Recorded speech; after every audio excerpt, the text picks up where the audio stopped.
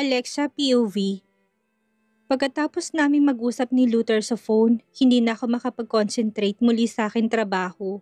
Bigla kasi ako nakakaramdam ng pag-aalala sa posibleng mangyari mamaya pagdating ni Luther.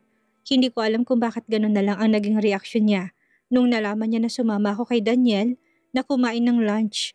Kung tutuusin, wala na dapat siyang pakialam pa sa buhay ko dahil matagal naman na kaming hiwalay at nangako na rin ito sa akin na hindi niya na ako papakialaman pa. Alexa! Alexa! Dumating na si Sir Luther. Hindi ko alam kung ilang minuto na akong tulala na nakatitig sa monitor ng aking computer. Bigla na lang kasi akong kinalabit ni Emerald at tulala ako na patitig sa kanya. Ha? Gulat kong bigkas. Natawa naman to. Ano bang nangyayari sa'yo? Bakit ka ba tulala? Nakangiti nitong sambit. Hindi naman ako nakaimik. Ayos lang yan. Hayaan mo yung mga kasamahan natin na kaiinggitan ka. Palibhasa kasi napapansin lang sila ni Sir Luther kapag papagalitan sila. Kaya ang laki ng inggit sa'yo. Nakangiti nitong muling bigkas. Pigil ko naman ang sarili ko na matawa sa sinabi nito. Lalo nang mahagip ng tingin ko ang nanlilisik na mga mata ni Susan na nakatitig sa akin. Ay, ang laki nga ng inggit at alam kong mahirap gamutin yon. Sa totoo lang, nawawalan na ako ng amor sa mga kasamahan namin dito sa trabaho. Nung una lang sila mabait sa akin. Kasalanan ko ba kung bakit ibang pagtrato ni Luther sa akin kumpara sa kanila? Kasalanan ko rin ba kung yayain ako ni Daniel na kumain ng lunch kasama to? Miss Alexa, pasok na daw kayo sa loob ng opisina ni Sir. Nasa ganun kaming pag-uusap ni Emerald na bigla na lang lumapit sa akin si Miss Misty. At sinabi nito na hinihintay na ako ni Luther sa loob ng opisina nito. Ay, dumagdag pa talaga sa isipin ko itong si Luther eh. Kung makaasta kasi akala mo, wala na akong karapatan pa na magdesisyon sa sarili kong buhay. Bumabalik na naman yata siya sa dati. Wala sa sariling napasulyap ako sa monitor ng computer para tingnan ang oras at nang makita ko na halos 4:00 ng hapon.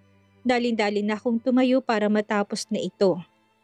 Para naman alam ko kung galit ba talaga ito sa akin or hindi. Okay, Miss Misty. Thank you. Seryosong bigkas ko. Fighting, Alexa. Kaya mo yan. Nakangiting sabat naman ni Emerald sa akin, kaya naman tipid ko siyang nginitian. Mabuti pa itong si Emerald. Laging pinapalakas ang loob ko noon pa man. Ni hindi talaga nagbagong pagtrato niya sa akin. Bigla ko tuloy na miss si Crystal. Kamusta na kayang baklita na yun? Silang dalawa lang talaga ni Emerald ang nakakaintindi sa akin eh. Mula sa pagkakaupo, mabilis na akong tumayo para puntahan na si Luther sa loob ng opisina nito. Kumatok lang ako ng 3 beses bago ko dahan-dahaning binuksan ang pintuan at pumasok sa loob. Pagkapasok ko sa loob, bumungad sa paningin ko ang seryosong mukha ni Luther na halatang hinihintay ako. Gusto niya daw po ako makausap, sir. Mahinang sambit ko. Mula sa kanyang pagkakaupo, mabilis naman tong tumayo at naglakad patungo sa may malaking salaming dingding, kung saan mula sa kanyang kinatatayuan, tanaw niya naglalaki ang mga building sa buong paligid. Saan ka dinala ni Daniel kanina? Seryosong tanong niya sa akin. Nabanggit ko na po kanina na kumain lang kami ng lunch, mahinang sambit ko. Isang katahimikan ang namayani sa buong paligid bago to dahan-dahan na humarap sa akin. Alam mo bang hindi ako natutuwa sa pagsama-sama mo sa pamangkin ko, Priscilla? Seryosong tanong niya. Hindi ko naman malaman kung anong isasagot ko. Wala akong idea kung bakit galit siya, gayong wala naman akong ginagawang masama. Priscilla, alam mo sa lahat ng ayaw ko yung hindi nasusunod ang gusto ko. Pinilit ko sundin lahat ng gusto mo. Pero kung ganitong may ibang lalaking aal-aligid sa'yo, hindi ko kaya magsawalang kibo. Nasasaktan ako. Walang paligoy-ligoy niyang sambit. Hindi naman ako makapaniwala sa narinig ko mula sa kanya. Ano na naman ba to? Ano na naman ba ang gusto niya? Bakit siya nasasaktan gayong wala naman akong ginagawang masama? Hindi ko po maintindihan. Matagal na kami magkakilala ni Daniel at wala naman sigurong masama kung sumama ako sa kanya na kumain ng lunch, hindi ba? Naguguluhan kong tanong sa kanya. Yes, matagal na kayong magkakilala pero ayaw kong bigyan ka ng chance na muling mahulog sa kanya. Why? Just because hanggang ngayon hindi ko pa rin kayang makita na may lalaking gusto kong agawin sa akin. Hindi ko kaya makita na may ibang lalaking aali-aligid sa'yo liban sa akin. Seryosong sambit niya habang kitang-kita ko sa mga mata niya ang matinding determinasyon. Pakiramdam ko bigla akong nabingi sa sinabi niya. Pakiramdam ko muli na naman kaming bumalik sa dati. Daniel is my nephew. At hindi ako mangingimi na itakwil at talikuran siya kapag gumawa siya ng mga bagay na labag sa kalooban ko. Seryoso niya muling sambit. Kagaya noon, kitang-kita ko sa mga mata niya ang kislap ng galit. Ganito siya sa akin noon. Ayaw na ayaw niya nakikita na may ibang lalaki lumalapit sa akin. Luther, nakalimutan mo na ba? Nangako ka sa akin na hindi mo na ako papakialaman. Boss kita at empleyado mo ko at wala naman sigurong masama kung makikipagkaibigan ako. Sa opposite sex ko, hindi ba? Seryosong sambit ko. No, hindi pwede. Nakalimutan mo na bang makailang ulit ko sinabi sa'yo noon? You're mine, Priscilla, at willing akong hintayin ng panahon kung kailan ka ulit magiging ready para tanggapin ulit ako sa buhay mo. Seryosong bigkas niya na labis kong ikinagulat. Parang bomba na sumabog sa pandinig ko ang sinasabi niya sa akin ni Luther. Hindi ako makapaniwala sa narinig kong muli sa kanya. Kung ganoon, may dahilan talaga siya kung bakit siya ganito ngayon sa akin.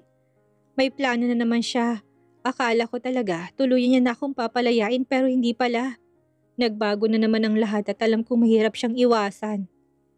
Hindi na mangyayari ulit ang mga nangyari na noon, Luther. Wala na akong balak pang muling balikan ang mga nangyari na noon. Lakas loob kong sambit. Kailangan kong panindigan ang lahat-lahat para sa katahimikan ng buhay ko. Nakakaramdam lang ako ng tunay na katahimikan simula nung pinalaya niya ako. Why? Because of Daniel? Nagkabalikan na ba kayo? Seryosong tanong niya. Nahihimigan ko din sa boses niya ang pait at lungkot. Kaagad naman akong umiling. Walang kinalaman si Daniel sa kung anumang desisyon na gagawin ko sa buhay ko. Kaya wag mo siyang idamay. Seryosong sambit ko. Isang malungkot na ngiti sa labi ang kumuwala sa kanya at halos iniyak pang ang pagitan naming dalawa. At tinawakan niya ako sa magkabilaan kong balikat. Madadamay dito si Daniel dahil alam ko may balak siyang ipursuka para magkabalikan kayong dalawa. Alam ko may balak siyang agawin ka sa akin. Seryosong sambit niya sa akin. Sa pagkakataong na ito, ramdam ko na sa boses niya ang panganib. Kagaya noon, balik na naman siya sa dati. Sa naisip kong yon, hindi ko mapigilan na makaramdam ng kilabot. Dahan-dahan ako umatras palayo sa kanya. Pigil ko rin ang sarili ko na maiyak dahil nagumpisa na naman ako makaramdam ng takot sa kanya. Luther, hindi kita maintindihan. Bakit ako pa? Akala mo ba ayos na tayo pero bakit biglang nagbago na naman ang takbo ng isip mo? Garalgal ang boses na tanong ko sa kanya. Just because ipinanganak ka na para sa akin lang at simula na nakilala kita, pinangako ko na sa sarili ko na wala nang ibang magmamay-ari pa sa'yo kung hindi ako lang, Priscilla. Ilang taon din ako naghintay. Pinagbigyan kita sa gusto mo pero hindi ibig sabihin na isusuko kita sa iba. Dapat akin ka lang. Naintindihan mo ba? Akin ka lang, Priscilla. Seryosong sambit niya. Ang kabog na naramdaman ng puso ko ay mas lalo pa yatang dumoble. Pakiramdam ko biglang nanginig lahat ng laman ko sa aking katawan. Kung alam ko lang na magiging ganito na naman, pinanindigan ko na lang sanang huwag mag-apply sa kumpanyang ito. Para habang buhay na hindi na kami makikita at hindi ko na siya makaka-interact na kagaya sa ngayon.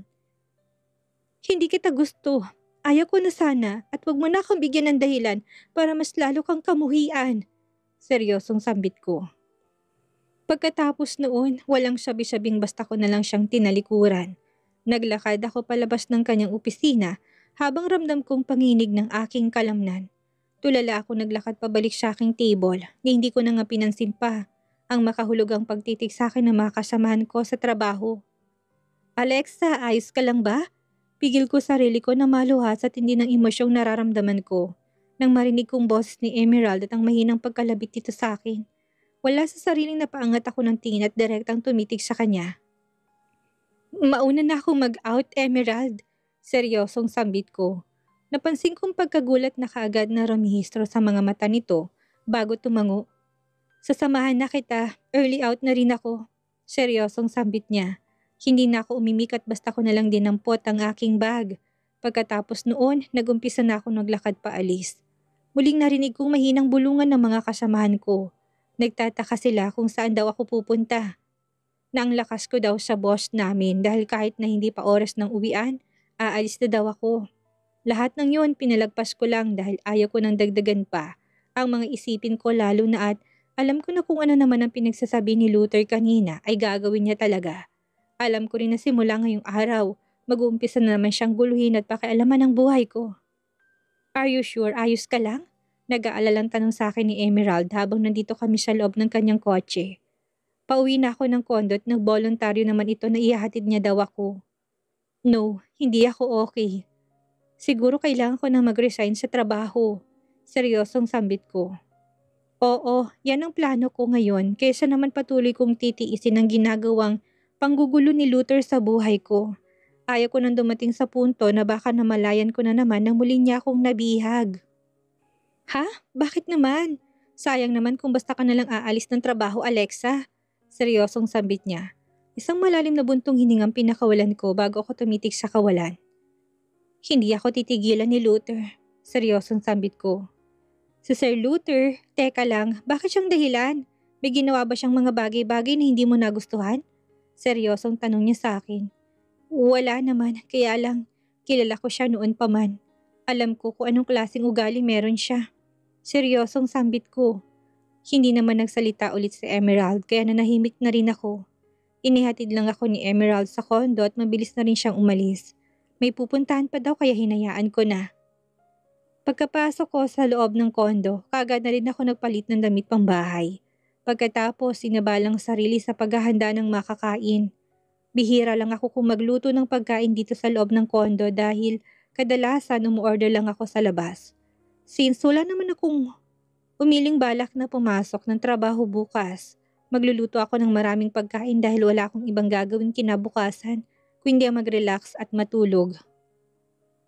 Naging abala ang sumunod na oras sa akin hanggang sa hindi ko na mapigilan ng magtaka nang marinig kong tunog ng doorbell. Nagtataka man dahil wala naman akong ine-expect na bisita pero nagmamadali na rin ako naglakad patungo doon.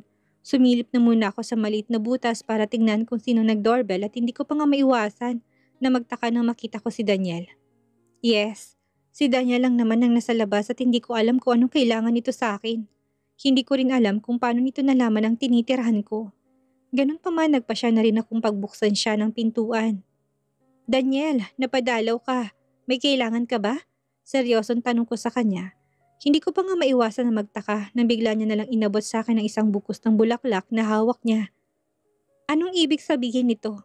Seryosong tanong ko sa kanya. Hindi ko alam kung tatanggapin ko bang bulaklak na pilit niyang binibigay sa akin ngayon or hindi. Hindi ko rin maintindihan kung bakit may pabulaklak pa siya para sa akin. For you, wala naman sigurong masama kung bibigyan kita ng bulaklak, hindi ba? Nakangiti nitong tanong sa akin. Wala na akong choice pa kundi ang tanggapin ng bulaklak na ibinigay niya at mas niluwagan ko pang pagkakabukas ng pintuan para papasukin siya dito sa loob. Maayos niya naman akong pinuntahan dito sa bahay kaya maayos ko din siyang tatanggapin. Thank you. Narinig kong sambit niya pero isang tipid ng ngiti ang kumawala sa labi ko. Pagkatapos noon, hinayaan ko siyang maupo sa sala at binalikan kong aking niluluto. May tutulong ba ako sa'yo, Alexa?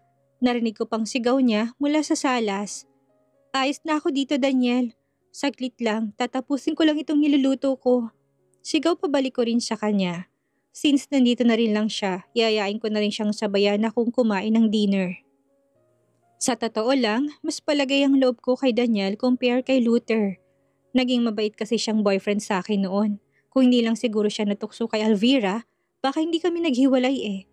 Heist, sayang ang relasyon namin yon, pero kailangan kong tanggapin ang katotohanan ng feelings ng tao ay nagbabago, na hindi lahat ng gusto natin ay nasusunod. Naka-move on na ako kay Daniel at kung may balak man siyang ligawan ulit ako, sorry na lang, wala na akong balak pang makipagbalikan sa kanya. Natapos ang relasyon namin noon sa hindi maayos na paraan, kaya walang dahilan para bigyan siya ng chance na muling bumalik sa buhay ko. Saktong tapos na ako magluto at maghahain na sana ako para makakain nang marinig kong muling pagtunog ng doorbell. Hindi ko tuloy maiwasan na magtaka. Sino na naman kayang nasa labas? Alexa, may na-expect ka bang bisita? Narinig kong tanong ni Daniel sa akin. Bago pa ako makalapit sa main door, naunahan niya na ako. Binubuksan niya ng pintuan na hindi malang sinilip kung sinong nasa labas. What are you doing here? Pagbukas pa lang ni Daniel na pintuan ng condo unit, ang seryoso at galit na boses na kaagad ni Luther ang umalingaw sa buong paligid. Para akong pinako sa aking kinatatayuan nang basta niya nalang bigwasan si Daniel. Uncle! Narinig kong sambit ni Daniel. Halata sa boses nitong nasaktan ito sa bigwas na ibinigay sa kanya ng kanyang tiyuhin. Dali-dali naman akong napalapit sa kanila. Luther, ano ba? Anong ginawa mo? Seryosong sambit ko. Ako naman ang pinagbalingan ng galit niyang mga tingin kaya naman hindi ko maiwasang makaramdam ng takot. Anong ginawa ko? Tell me Priscilla, ano ang ginagawa ng lintik na lalaking yan dito sa loob ng condo unit ko? Galit niyang sigaw sa akin. Para namang bomba na sumabog sa pandinig kong katagang binitawan niya. Condo niya daw? Paano nangyari yun gayong ang alam ko si Emerald ang nagmamayari ng unit na to? Condo mo? Anong ibig mo sabihin? Nagtataka kong tanong kay Luther. Paano naging condo niya gayong ang alam ko si Emerald ang dahilan kaya ako tumira dito? Kakasabi ko lang sa'yo kanina na hindi ka pwede mag-entertain ng kahit na sinong lalaki, Priscilla. Nakalimutan mo na bang sinabi ko? Akin ka lang at walang ibang nagmamay-ari sa'yo kung hindi ako lang. Seryosong bigkas niya. No, hindi ako pumapayag. Nangako ka sa akin noon na hindi mo na ako pakikialaman pa. Napapalayain mo na ako at hindi mo na ako guguluhin kahit kailan. Seryosong sambit ko. Isang makahulugang ngiti ang gumuhit sa kanyang labi at seryoso niya akong tinitigan. Noon yun, nagbago ng isip ko ngayon. Lalo na't alam kong balak ang ligawan ng gagong to. Galit niyang sambit at muli niya na namang sinapak si Daniel na siyang dahilan, kaya mahilo-hilo itong napahiga sa sahig. Luther, ano ba? Pamangkin mo si Daniel, bakit ba siya sinasaktan? Halos pasigaw kong bigkas. Nakikita kong galit sa kanyang mga mata. Habang titig na titig siya sa nakahandusay na si Daniel. Basta tungkol sa'yo, Priscilla, kaya kong pumatay ng kadugo ko kapag nalaman kong gusto kanyang agawin sa akin. Seryosong sambit niya. Hindi naman ako makapaniwala sa narinig. God, malinaw na sa akin ang lahat. Bumalik na naman ang obsession niya sa akin. Ipinakita niya na naman sa akin ang dati niyang pag-uugali. Submissive at gusto niya na namang itatak sa isipan ng lahat na walang ibang pwedeng magmamay-ari sa akin kung hindi siya lang. Uncle, hindi mo pwedeng pilitin si Alexa sa gusto mo. Tandaan mo, hindi natuturuan ng puso. Hindi mo pwedeng idaan sa dahas ang lahat. Seryosong wika naman ni Daniel. May malay tao pa rin pala siya kaya mabilis ko siyang dinaluhan na bigla na lang siyang sipain ni Luther sa tagiliran. Shit ka! Kilala mo kung ano at kung paano ko magalit, Daniel. Pamangkin kita at hindi ko akalain ng babaeng gusto mo agawin sa akin. Galit niyang sambit.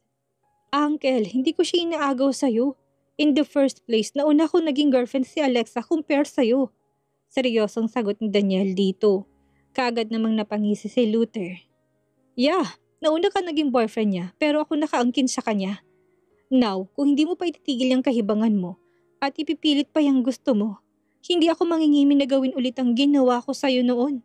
Seryosong bigkas ni Luther sa pamangkin niya. Hindi ko naman mapigilan ang maikuyom ang kamao ko. Alam kong sa isang pitik lang, kayang-kaya niyang makuha lahat ng nais niya. Kagaya ng dati, hindi siya mangingimi na pahirapan ng lahat, masunod lang ang gusto niya. Ganyan ka naman, uncle eh. Hindi ka marunong lumaban ng patas at lahat idinadaan mo sa dahas. Sige, kung anong gusto mo, gawin mo. Pero hindi mo ko mapipigilan na lapitan si Alex at suyuin ulit. Seryosong bigkas niya. Lalo namang nagsalubong ang kilay ni Luther dahil sa narinig. Galit nitong tinitigan ng pamangkin bago kay nawakan sa braso. Okay, gawin mo lahat ng nais mo dahil simula ngayong araw.